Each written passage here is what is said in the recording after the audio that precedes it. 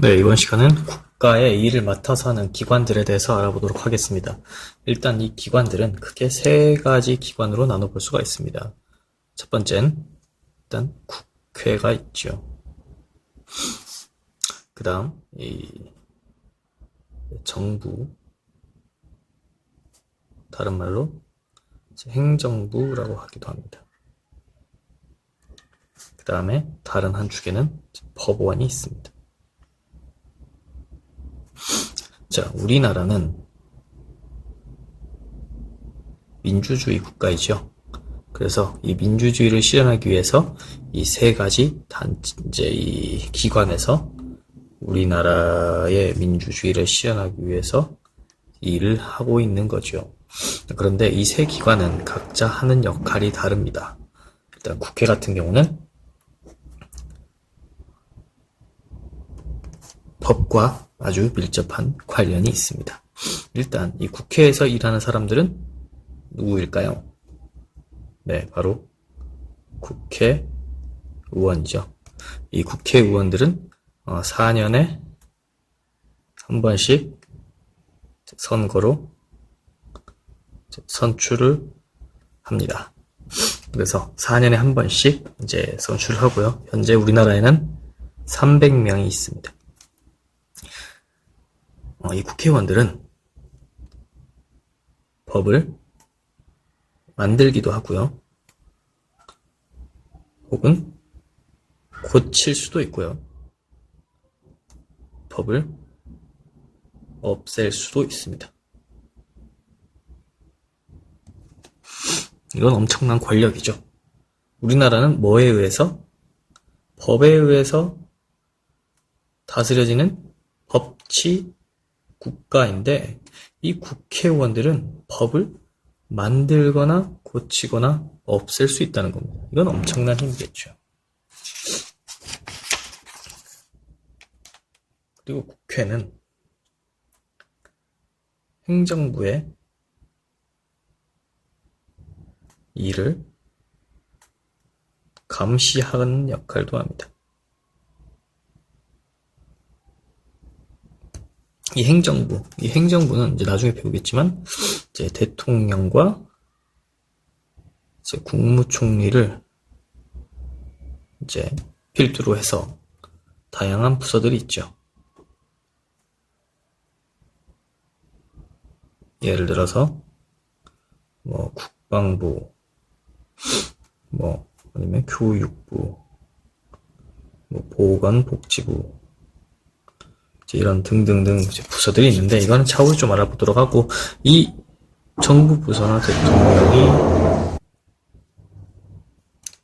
이제 제대로 일을 하는지 감시하는 역할을 하는 겁니다. 이 국회가요. 그래서 제대로 하는지 감시합니다. 특히 이제 이 예산, 국민의 세금을 제대로 썼는지를 이제 확인한다는 겁니다. 그리고 질문을 하기도 합니다. 이런 걸 이제 좀 어려운 말로 국정감사라고 부르기도 합니다. 다음에 이제 법원에서 하는 일은, 이제 법원 하면 떠오르는 사람들이 이제 판사, 검사가 있죠. 이 판사, 검사는 법원에서 소속된 공무원들을 말하고요. 이제 변호사들은 판사와 변호사를 이제 판사, 변호사, 이제 판사는 판단을 하는 사람이고, 검사는 주로 이제 수사를 하는 사람들이고, 이제 변호사는 말 그대로 이제 변호를 하기 위한 사람이지요. 그래서 이 판사, 검사, 변호사 이제 등으로 이루어져 있고요. 이제 이 사람은 수사를 통해서 벌을 주는 사람입니다. 쉽게 얘기해서.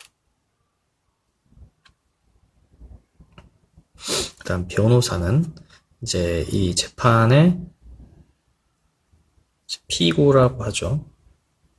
이 피고인은 쉽게 얘기해서 법을 어긴 사람이 되겠습니다. 이 피고인은 법을 어긴 사람을 도와주는 역할을 하겠죠. 왜냐하면 법적으로 이 피고인은 법적인 지식이 없으니까, 검사가 예를 들어 피고인에게 잘못된 수사를 해가지고 잘못된 벌을 줄 수 있겠지. 이것을 방지하기 위해서 변호사의 역할이 필요한 겁니다. 그래서 약간 검사랑 변호사는 약간 싸우는 듯한 느낌을 받습니다. 그래서 이제 이 검사와 변호사를 보고 판사가 판단을 하죠. 그런데 이 판사나 검사, 변호사는 법을 만들거나 고치거나 혹은 뭐 없앨 수 있을까요? 네, 그렇지 않습니다. 이 법원의 판사는 그냥 법을 적용하고 이를 통해서 갈등 뭐 해결하는데 이제 아주 큰 역할을 하죠. 특히 이 법원은요, 3번까지 재판을 받을 수 있는 3심 제도를 이제 운영하고 있습니다. 이제 1차로는 이제 지방법원, 그 다음에 2차는 이제 고등법원, 그 다음에 3차가 이제 대법원이 되겠습니다.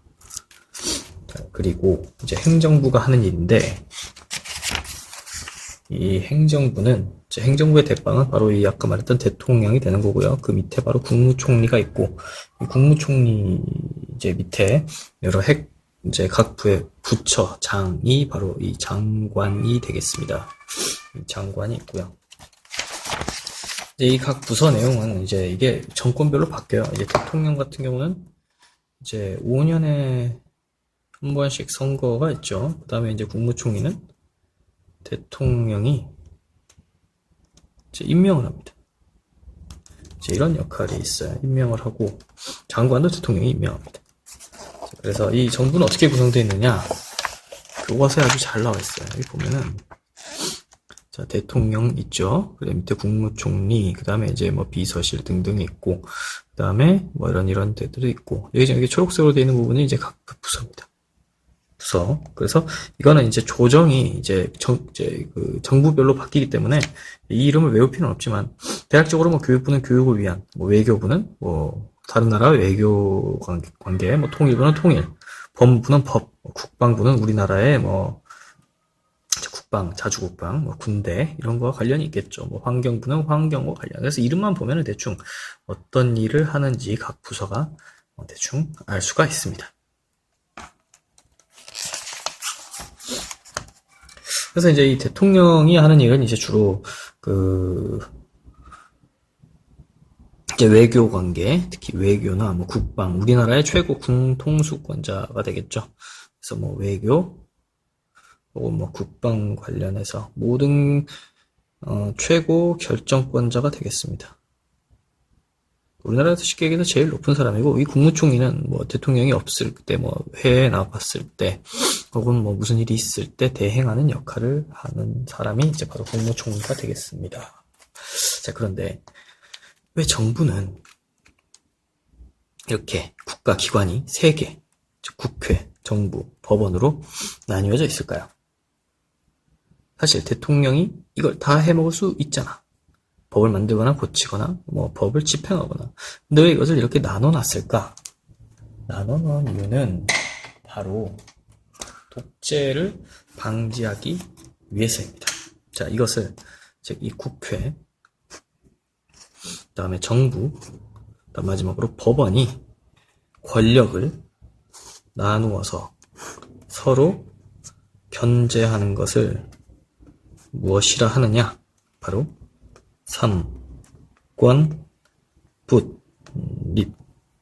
삼권분립이라고 합니다. 이 즉 권력을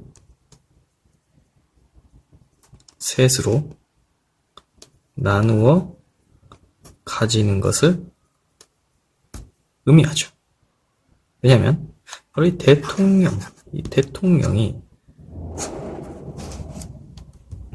독재자가 되었을 때 어떤 일이 있었을지는 여러분들이 첫 시간에 아마 가늠을 할 수 있었을 겁니다. 그렇기 때문에 이 대통령의 권한을 쉽게 얘기해서 뺏은 거죠.